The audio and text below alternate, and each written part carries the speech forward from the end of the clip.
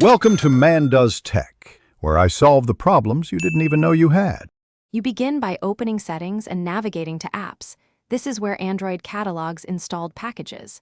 Tap Apps or Apps and Notifications, then use the built-in search if you prefer speed. Once you land on the Apps screen, select See All Apps to expand the list.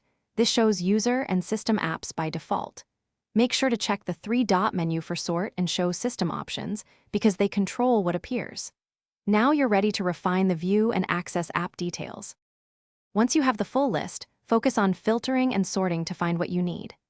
Open the three-dot menu to choose Sort by Name, Size, or Recent Use. This clarifies large or recently active apps. Toggle Show System to include hidden system packages when troubleshooting. Tap any app to see its permissions, storage usage, battery impact, and default settings.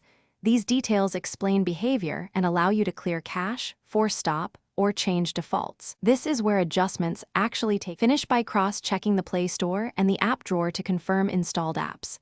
Open Play Store, manage apps and device installed to see Play's record. This helps reconcile discrepancies. Next, swipe up to the app drawer or scan your home screens for user-installed shortcuts.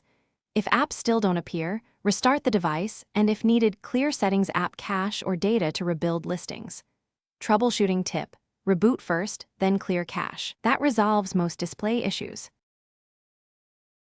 Thanks for watching.